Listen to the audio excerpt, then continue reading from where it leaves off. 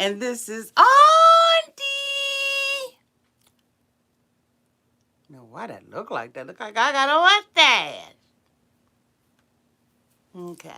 And I am here to do my review of Married at First Sight, Season 12, Episode 5. Last night was magic. If this is your first time being here, please like, comment, and subscribe to my channel. And to all of my new subscribers, thank you all so much for joining the family. To all of my nieces and nephews who have been here with me for the long haul, thank you all so much for your continued support. Usually this review is done behind the scenes for my members only, but today I'm going to give y'all a Mofo freebie. And we're going to talk about it out here, right? We're going to talk about it out here.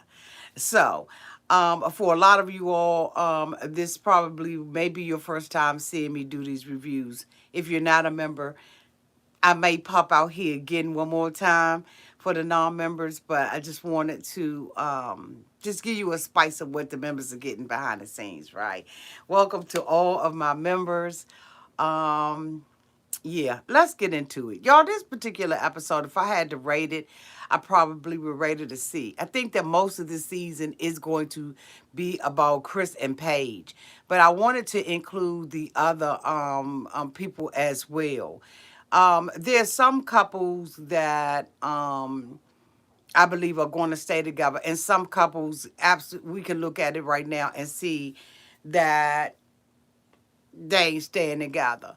Um, as we know, the couples are now in Las Vegas, and they have been married now for 3 days, and they are really trying to find out about one another, and see whether or not they're going to connect or they not going to connect. I think that this week, the week of the honeymoons, is the week where you kind of know whether or not you want to be with this mofo, right?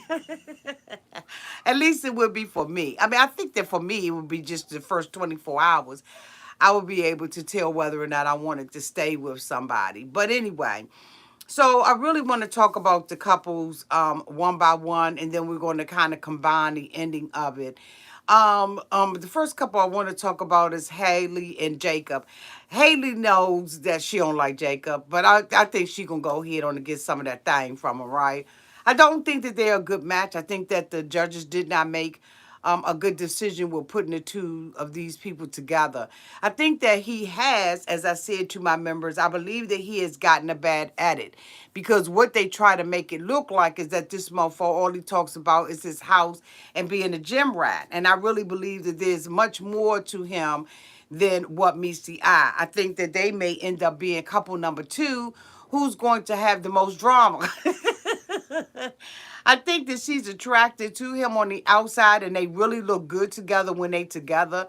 She takes down a lot, but her face basically tells you the story, of how she really feeling about him. She's one of those people like myself.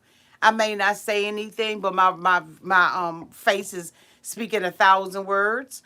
Okay, so we're gonna see whether or not this couple is gonna stay together. I think that they're trying to get past all of this stuff, but at this fantasy world that he lives in with the 70 clothes and all of that stuff gets really boring after a while. You want to know the depth of a person. You want to know what makes them click, what doesn't make them click. You don't want to know all this superficial stuff that he putting on the outside. Like, I mean, Bama, grow up. Like, for real, grow up.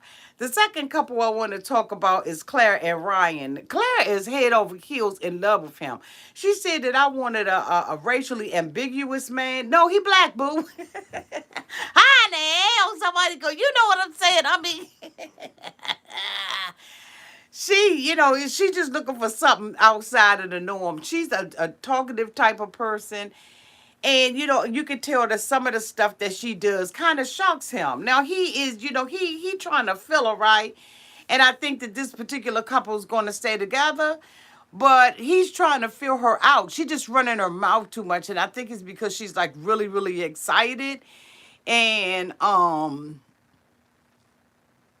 even when they went out with the dolphins and stuff and they thought about it, the two of them were really interested in it. And but she was just excited like a child, and I think that he's going to have to get used to her energy. He's kind of laying back right now, but you can tell that he one of them little wild type party guys too, and that the two of them are Auntie, I'm in love with you. Review, you're the best. Thank you, Tony B. But I think that this couple is going to work simply because the both of them want it so bad, and they not desperate for it like Paige, but they really want it really really bad, and they're both at the place in their life where they tired of the dating scene, and they really want to be together, right? And so we're going to see with the two of them. I think that they look good together too. I think that they're very realistic and they're grounded, despite what we're seeing in editing. And I think having looked at Married at First Sight from season 1. I really believe that this show is highly edited. I don't think it's a little bit of edit. I think it's highly edited. So you have to look past what it is that you're seeing in order to really make a connection with this couple concerning their longevity, whether or not they're gonna stay together or not. As we know, Brittany, is it Brittany? Let me put my dag on. I think it's Bianca. It's Brianna and Vincent.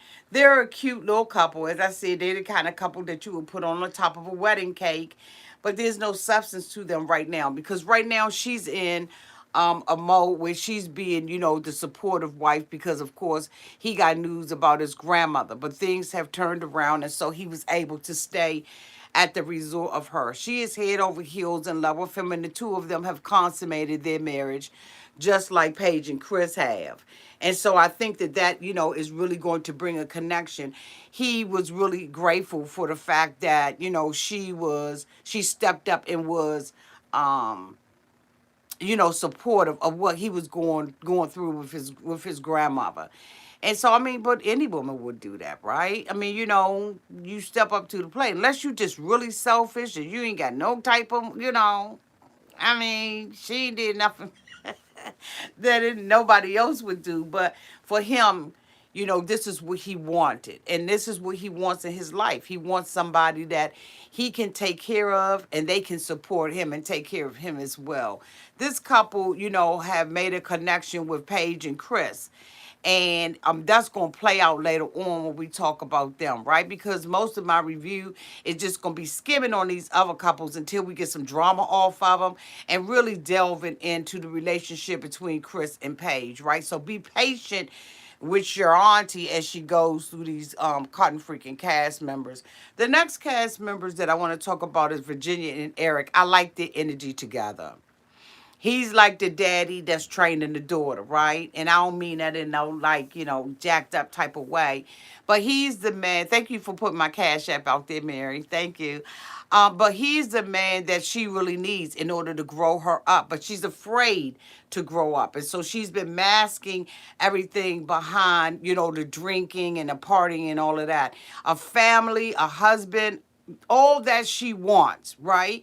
But she hasn't really connected to the right guy. And then I think a lot, like, I think she's fearful of having to grow up and take those responsibilities. And he basically told her, I'm willing to do whatever it is that you need me to do, boo. They have not consummated their marriage yet, but they right around the corner from it, okay? Because there is a passion and an attraction to one another that is just, it's apparent that is there. He's very intrigued with her. She is the yin to his god daggone yang. And so the two of them are really, really hitting it off. But he wants her to know that he's experienced in this, and that, him being a pilot, he'll still be able to be the husband and the father that she desires. But again, because she's so young and she's young-minded, she can't make the connection yet, and she can't, her heart isn't prepared to trust. But I think as long as he continues to show himself as that daddy role and get her past that, then I think that this particular couple will work out just fine. Now to Paige and to Chris. I think that this particular episode was absolutely, totally pathetic. This mofo right here is just an embarrassment. I mean, we have seen some bad couples, right? But this couple for me has taken the case. This mofo gets up in the morning and he indicates that, he was going down to get some menus and this mofo had a panic attack. Panic attack my ass. He went downstairs because the news got out in the neighborhood that this mofo had gotten married. And so the family and everybody got their bedroom slippers on and their house coats and their hats and their gloves, and they went down that mofo to confront him and to let him know that, his ex-fiance was, pregnant. Now, instead of him taking responsibility for himself and for the stuff that he's feeling, this mofo decides to tell Paige that he had a panic attack because she was like ugly, right? Thank you so much for the super chat. Mary, please make sure you say thank you to them. Thank you, beloved. And so, he didn't want to take responsibility for his stuff. And so he comes back up there and was like, young, I had sex with you and all this kind of stuff, like 1, 2, 3, 15 times. But I'm not attracted to you, so I had a panic attack and everything that I'm gonna project all of my junk off on you. And she being this over the top Christian, as far as I'm concerned, not rightfully dividing the word. It's just like, okay, I'm just going to be your doormat. I want you to tell me what to do. Although I'm successful and all that, and I'm an accountant, and, and I got houses and properties and all of that. When it comes down to a relationship, I totally take that part of my life and I turn it over to the master because God is going to give me more than what I can bear. And I understand that, God has given this to me and this is all about God. Girl, shut up! Shut up!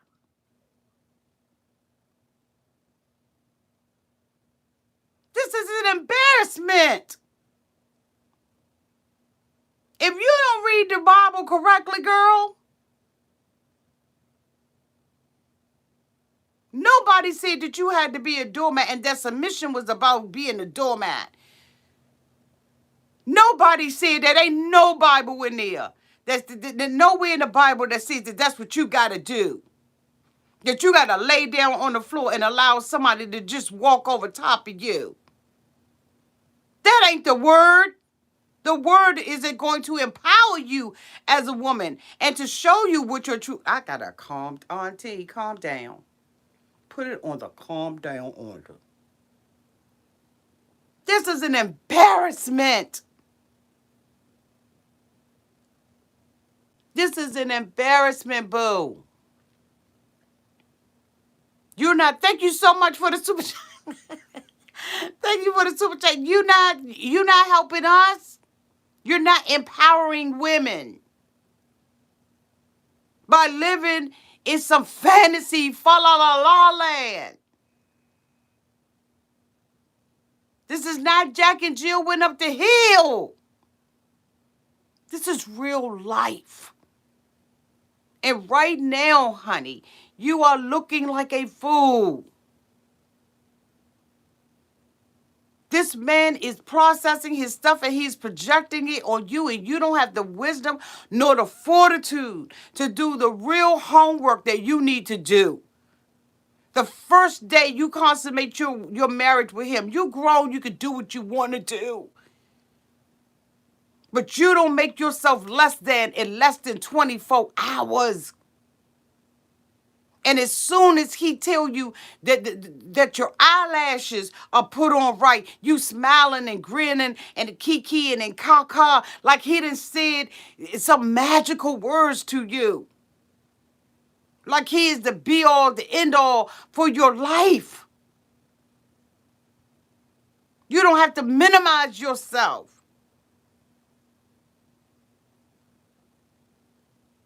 You don't have to do that in order to have a successful marriage. This man is going to continue to just say exactly what it is that you want to hear with no sincerity behind it, no love behind it, no respect behind it, no empathy behind it, no sympathy behind it, no love behind it, no like, no passion, no nothing behind it. He's just as insincere as he can be. He's a fake Gucci bag. Everything about him is on the outside. And everything about you is on the inside.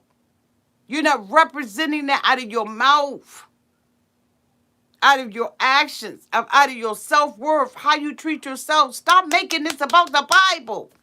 You're sitting there looking like a fool in front of everybody. He talks down to you. He doesn't even want to even look you eye to eye, young. That's how unattracted he is to you. This mofo at the end of the episode, y'all know what he said? I feel trapped. She's not the one pregnant, but she's the one that's married.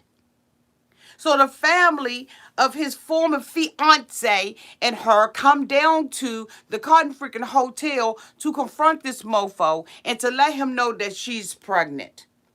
And so he flies all the way to Vegas when he was supposed to be getting himself clean and being honest with her, okay, and clearing everything up and telling her that she's beautiful and that the longer he's with her, the more attracted he is. Boo, it ain't even been a good 24 hours and you done rock my world with this foo-la-la. And so the two of them fly out to Vegas because she think everything all right because he told her she was cute.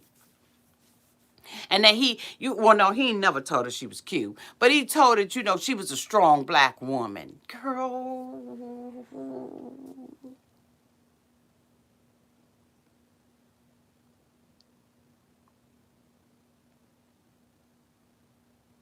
But the Bible told her so. Yes, Jesus loves me. Yes, Jesus loves me.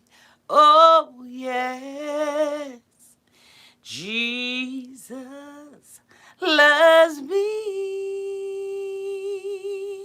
because Chris has told me so. Yes.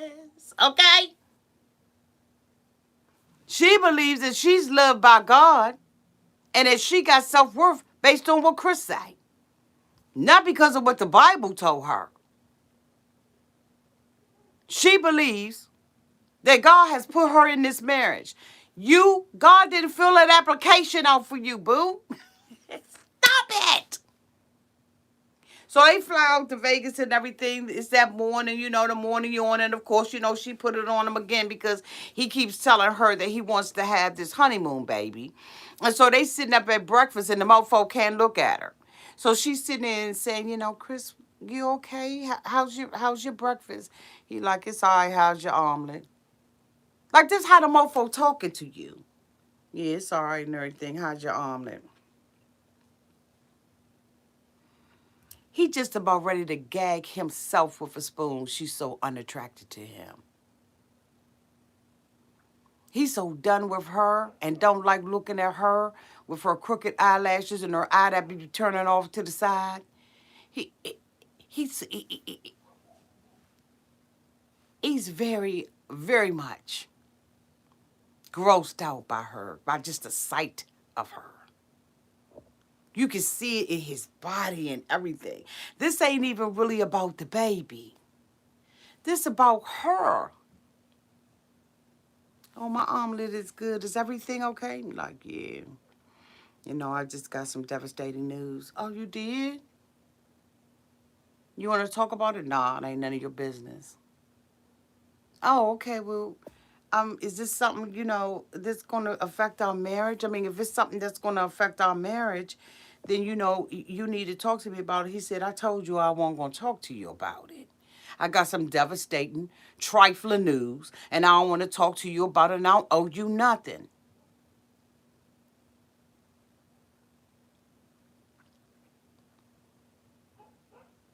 I don't feel like you should keep anything from your wife. I'm your wife. Honey, paper only. Paper only, boo. Paper only. This is all about the show. It's the show for him. It's the baby for me. So this, so she tries to press him out. She gets up from the table. She walks away. The producers, talk to him because he's frazzled at this point because he had no expectation that she was going to get up and walk away. Okay. And this is just, a drama power move that she does when she walks away because really she don't have the balls to stand up and just tell this mofo off from the rooter to the cotton freaking tutor and put him in his place and embarrass him. Because she feels like, I got to take down so he can be big. Because, submission means that I just look like a fool for him. That ain't submission. Because he ain't submitted to nothing. So she walks out. So the producer's like, look, you can't do this. This your wife. You're going to have to tell her. He had no intentions of telling her until the producers put the pressure on him. And so then, she, comes back into the room and he pulls her to the side, takes her into the bathroom, y'all. Turns on the shower and the water in there and tells her about the baby. What'd you do all of that for? They know about it. They're the one that's sitting up there making you be accountable and responsible for your stuff. What are you doing all of that for? This ain't no soap opera. This ain't no gangster movie. Like, young, this real life. This girl's life.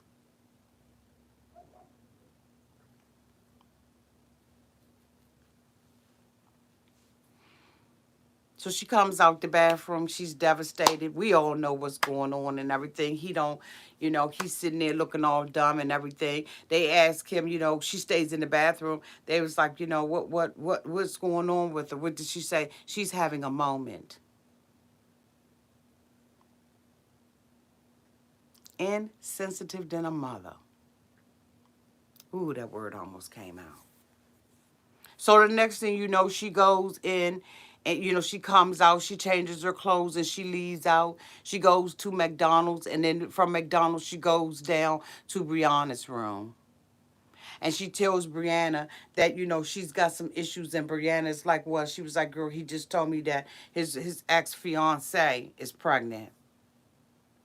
And not just pregnant, like 5 months pregnant or 6 months pregnant. She's 6 weeks pregnant.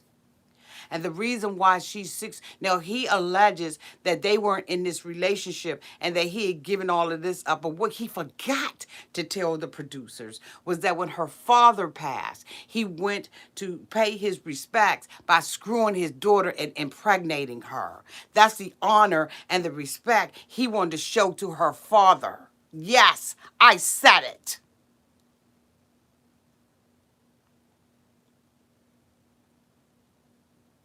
You over there to console her.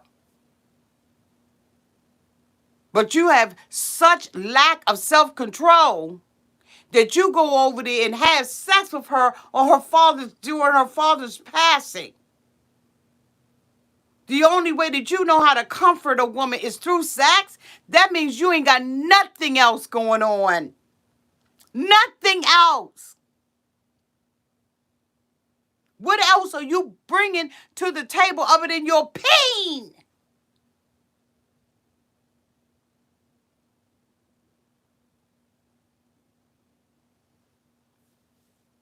That's all you got to bring to the table. See, they always talk about women, but they don't never address the men. This mofo empty and shallow and ain't got nothing to give somebody. Nothing else. You can't console me outside of my bedroom? You here to pay respect to my daddy? But this all you got to give. This is a gift that you wanted to bring to little Jesus?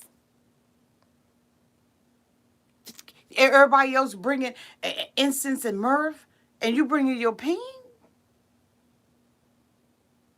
But I forgot you a Christian, and you go to this popular church and everything, and you such a man of God, but this is the only gift that you have to offer. Oh yeah, I went there. Oh, I went there. Oh, I went there. I sure did. Because so far, I haven't seen him give her anything else. And she running around like a banshee, talking to Brianna, and then Vincent comes down in the room just to kick the bobo with him, and he tells Vincent gonna come up out his bag. Ooh, ooh, ooh, ooh. I just need to throw something. Do I got anything to throw? Oh my God, I need to throw something. Vincent gonna come up out his paper bag mouth. Ugh. I got nothing up here to throw. And say, is it yours? I mean, the timing is suspicious. What the you mean the time is suspicious? This mofo tricked and bamboozled the girl. I'm spitting and everything. Lord. What do you mean is it his? So now you gonna make this about the girl? You gonna make this about the woman? So now she a liar. Is she's supposed to be jealous or something? She did this out of spite? She's trying to be malicious? Vincent, what are you talking about? Every woman that comes out and say that they pregnant ain't trying to trap a mofo. She just found out that she didn't even know she wasn't engaged to him. Why didn't you look at him? And it wasn't until he said, well, nah, I'm 100% sure this mine. You didn't even apologize to the woman. You didn't apologize for what you said and the assumptions that you made about this woman who just had her whole life turned upside down. She's 6 weeks pregnant and didn't even know that they weren't even engaged anymore. This mofo is sitting on a show lying his ass off. And Vincent, you gonna make it about the woman.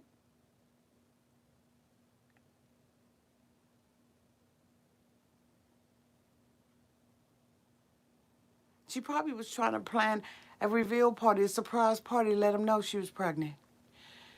Didn't have no idea why she hadn't talked to him in weeks. They only got 2 weeks, right? They only got 2 weeks.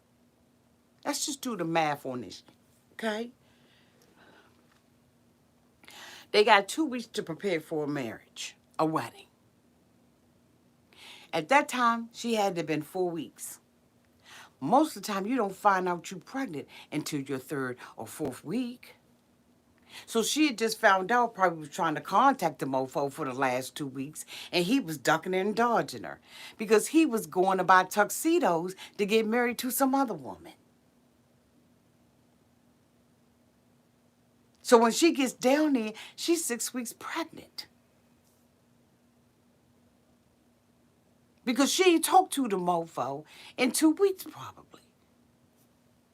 Didn't even know. Now they going out there and accusing and saying that the girl is the one that said, she wanted him to go on the show. Probably with her. I don't believe that anyway, because you cannot believe everything you hear.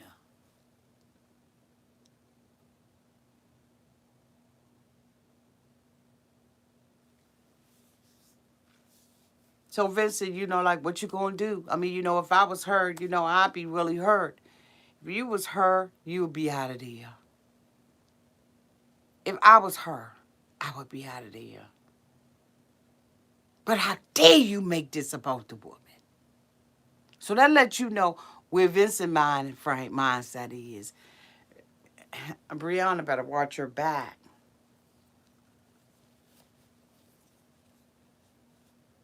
Don't come up to that mofo. Talk about you pregnant and you got a honeymoon baby because he gonna be counting the time. Did I sleep with her then? Hold on, let me go back and look and check. Any mini miny mo.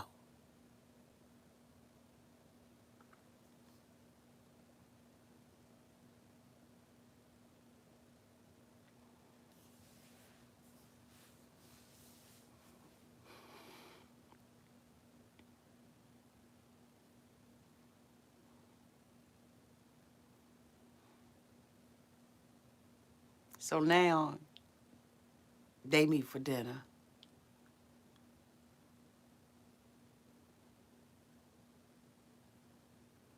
And they sitting down, they having dinner. She walks up, she's got her sexiest outfit on. I'd have came down that joint with a burlap bag on. I'd have had a house coat and some rollers in my daggone cornrows. I'd have had bedroom slippers on with bunnies on the front. Ain't no way in the world I'd have dressed up for this mofo.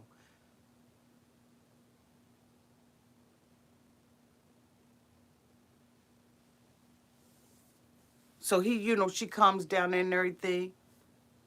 She feeling low. She feeling mighty low. She feeling like Oprah Winfrey on Color Purple when she said, I'm feeling low. I'm feeling mighty low. But Miss Illy,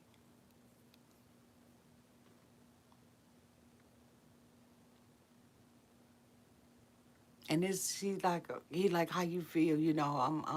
I'm sorry about everything. I just want to say, you my wife.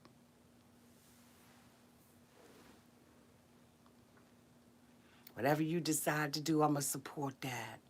I'm your husband. Mother, these just words. These are just words. Matter of fact, waiter. Excuse me, waiter. Can you step over here for me, please? You said you my husband, right? And you feeling some kind of way. Waiter, how you doing? Can you take all the knives off the table just so I won't, have to go to jail tonight? Matter of fact, when you take the knives, take the forks with you too. You can leave the spoons, okay? Because I may need to gag them. But take the forks, take the spoons, and take the napkins so I won't wrap that around here. Matter of fact, strip the table down butt naked.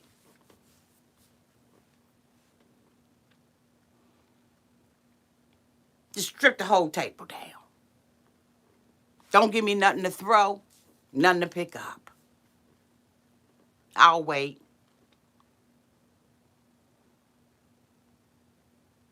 Well, Paige, you're my wife and everything comes before you, including, my baby. Yeah, that's what he said, Kim B. That's what he said. He said she the most important thing. She's his wife and she come before everybody. Before his mama, his daddy, before everybody. She come before the child and everything. Thank you, Enigmatic Eve. Auntie, I love the way you snap on the motherfuckers.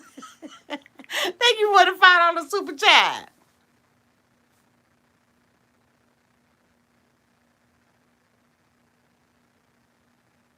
He said, but I want you to know. I want to hear from you. How do you feel? Well, I was low. I'm telling you, I was feeling mighty low, Miss Illy. But when you told me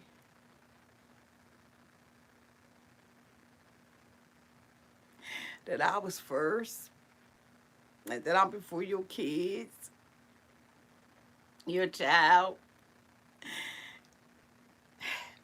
Miss Liz, Miss Silly,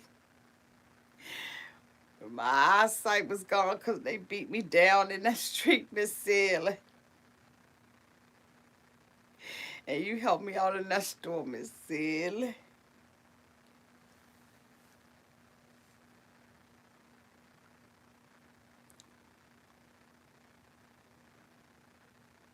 Let me ask you something. What's my middle name? You told her what her middle name was. She said, yeah, because I don't like to get intimate with anybody unless they know my middle name. You got intimate with him the first night before he even knew your first name. The only thing that he knew you was a big butt. That was your name the first day he met you, Bo. Big butt, big ass. He didn't care nothing about you. All he knew was you was a piece of butt. Paige.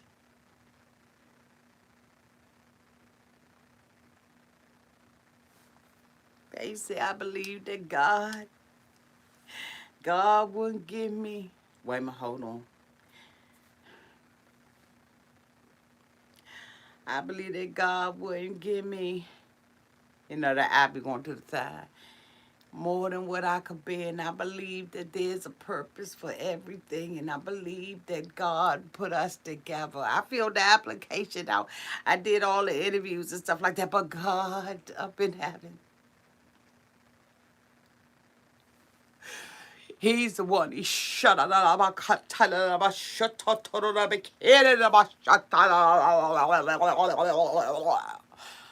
He's the one that brought you to me, and it was him.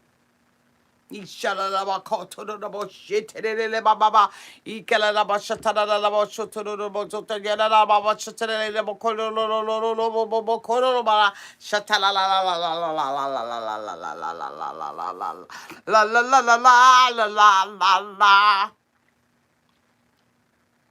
all he had to tell her was that she looked pretty tonight. All he had to do was sell her some pipe dreams, and she was in like Flynn. He gave her a rose. She said, "Is it real?" She smelled it. They sitting on the table. Thank you so much, Vanessa, for the $2.99 super chat. Laughing. You killed me out there. I love you. Love you too.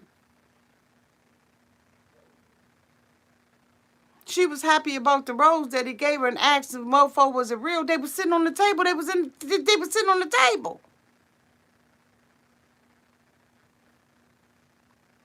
Then the couples decide they want to get together for the night. They sitting together and everybody all bunned up.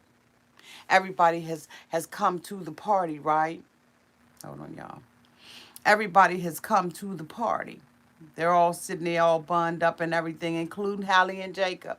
The only people that weren't there were Virginia and Eric because they're always late.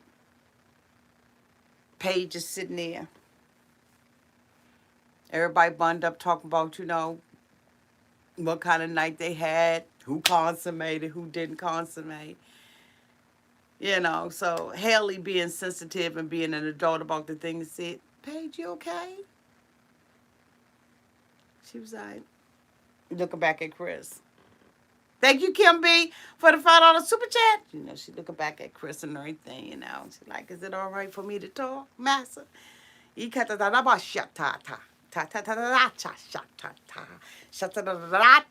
okay for me to talk outside of tongues because I'm up in the spiritual heavenly places in Christ Jesus. He said, "It's okay for you to talk." She said, "Well, I'm doing okay. We're doing good. I believe that, the Almighty God, the awesome one, the one who puts the sun up in the sky during the day and the moon at night has graced me and chosen me and favored me. Not like Mary, not in that kind of way, because I got to get my swerve on, okay? But he's favored me and found me worthy of a piece of a man, Chris.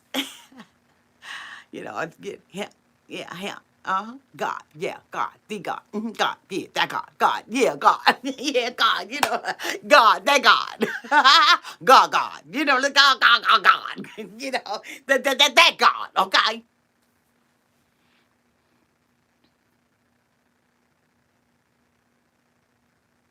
So she was like, "Chris, can I tell him what's really happening? Because I really am feeling some kind of way."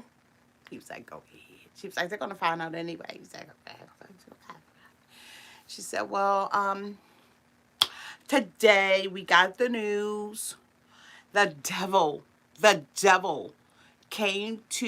called Chris and told Chris that she's having a baby." That was the devil. Yeah. Ooh. Oh, wow, Paige. So how are you dealing with that? Well, I believe that God doesn't give me more than what I can bear. And that I have the grace to endure this kind of deceit, this level of deceit. Yeah. But it was the devil, it was the devil. And so we're going to put that devil under our feet. Shake, shake, shake, shake the devil off. Yeah. Shake, shake, shake, shake the devil off. Yeah, we're going to be doing all of that. Yeah. Yeah. So they was like, "Damn, dang, oh my God, what? Oh my God, oh girl, like, ah." Oh, Paige, we're so sorry. Paige, we're just We're just devastated for you, Paige. So Chris was like, I mean, what, did everybody on Paige's side?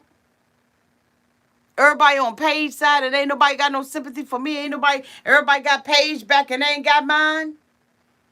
Thank you, held to the gnaw. What do you do, Nay? You are awesome, Auntie. I love watching you. Thank you so much, Boo, for the $20 super chat. He said, everybody got Paige back, but they ain't got mine. These mofos ain't sympathetic to me. I'm having a baby, a whole baby. Do y'all know that at the dinner table, he had the nerve to ask her, was she ready to be a stepmom? She said, well, I was one in my old relationship, and that's why I gave that relationship up, because God didn't want me to take care of that baby. He wants me to take care of your baby. I got out of that relationship because God didn't want me to take care of that baby, but he wants me to take care of your baby. So yeah, I thought about being a stepmom. What are you talking about? A step baby?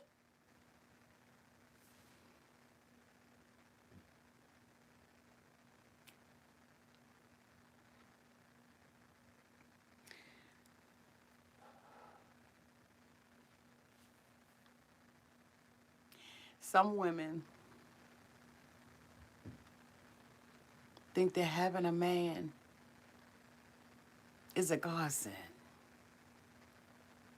They don't understand the value of who they are all by themselves. You are complete and whole by yourself. A man does not make you who you are. He's an accessory, in a sense. Because if I take this accessory off and this accessory off, I'm still who I am. And that's the sense I mean it in. You can be by yourself. You can be without that. But if you get it, it's an accent. It enhances. It does a job. God has ordained marriage.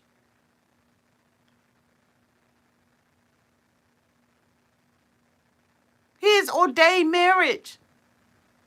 A man who findeth a wife findeth a good thing and obtains favor from the Lord. But if I take this off,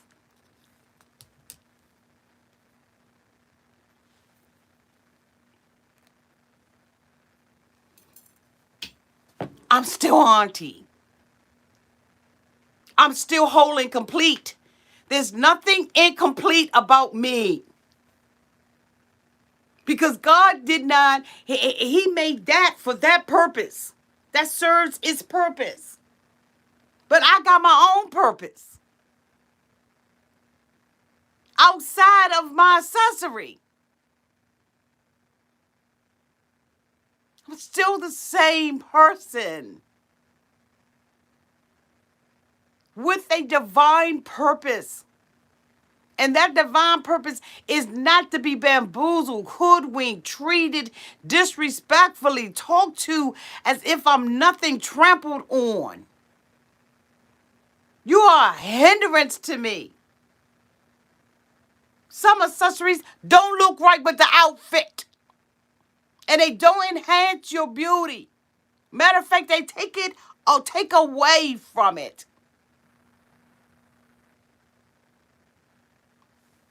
Y'all don't hear me.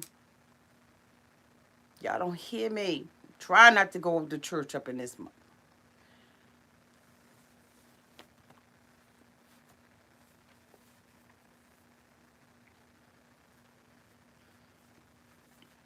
So, of course, he gets up. He's uncomfortable. He whispers in her ear. He's uncomfortable because the spotlight ain't on him. And instead of her sitting there and enjoying herself and let him soak in his stuff, she goes over, what's wrong, Chris? Chris, what's wrong? Oh, Chrissy, how can I save you this time? What can I do to stroke your ego this time, Chris? How can I help you? He goes back, and by the time he goes back, Virginia and them done showed up. Virginia and them talk about, just like, she's like, hey, what's up, Paige? Heard they dog on what's up, hey, everybody. Party over here. Because y'all know, she, party over here, party over here, party over, party over here, party over here, party. They was like, oh, girl, you all happy and everything. You ain't heard the news. She was like, girl, what's the news? They was like, Paige, I found out that Chris got a baby. Paige said,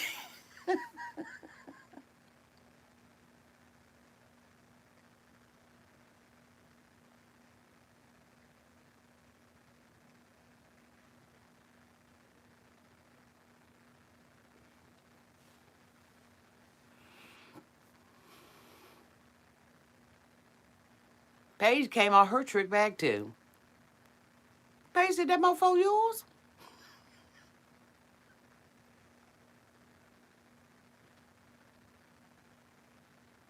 Paige looking at the damage. Virginia looking at the damage that he done did to her. They straight up got up in his business, and he was like, look, I'm going to tell y'all right now, you ain't going to disrespect my baby. Now, the little stuff that they were saying was disrespectful. But, Mofo, if you hadn't gotten in that situation, wouldn't nobody say nothing to you like that.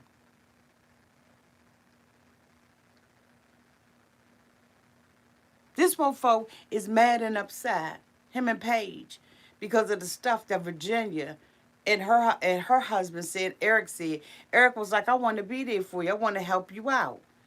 But Chris, he mad. You see what I'm saying? He mad because Eric want him to man up.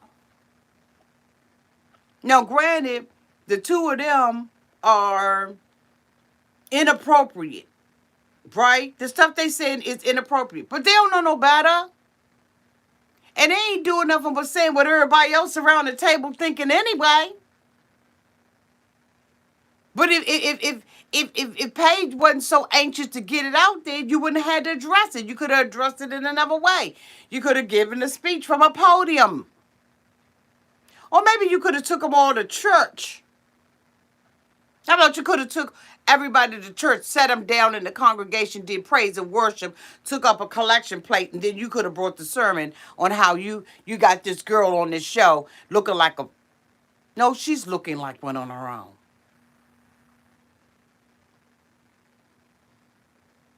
Absolutely Laura Livingston. Y'all, this Mofo show, I'm trying to tell you, this couple is just, they just all the way around trifling. And I can't even blame, I can't even blame the experts. You know why? Because Paige is sitting in it because God said it. So how you going to blame the experts? They matched her foolishness up with some foolishness.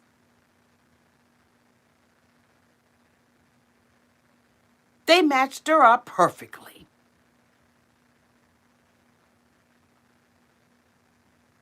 She said, I was, thinking about leaving and everything, but, I truly believe that this is a test from God. Thank you for the $5 super chat. Oh, so Chris can't take nobody to church. He couldn't even bless the food. Okay? We ain't even going to talk about that. Okay, you right about that. Old school. Thank you, boo. So, y'all, you know what? This is the end of my review or my discussion on Married at First Sight, Season 12, Episode, 5, I think it was. If y'all want to see more of this, you got to be a member. I hate to do you like that, but these reviews are reserved for my members. But I wanted to come out and give you a taste of what we are talking about behind the gates. Mary will put it down in the comment section. I will pin the instructions on how you too can become a member of Auntie's Advice, where we cover this and other shows, right? So, and we talk about all kinds of other stuff, right? But this particular show, Married at First Sight, will be done for members only. Just wanted to give y'all a little taste, okay, of what you missing. Love you all to pieces. Have a great week. Thank you, Tony B. Tony B said, bitch, I'm hitting that membership. Thank you, Tony B, for becoming a memorable. Welcome to the family. I love you all to pieces. Thank you all so much. Thank you to everybody. Oh, DSJ, we're talking about that in the membership. We are considering, and oh yeah, I'm so glad you brought that up, DSJ. We are considering going from the membership here to Patreon so that everybody can come on to Patreon and we can really get down with the nitty gritty and I can really be raw and uncut as I want to be. So we are discussing that over there, over on the membership page, right? So yeah, that is definitely in the works. Thank you to everybody who super chatted tonight, and a special thank you to Mary, who always makes sure that she keeps the chat safe. Love y'all.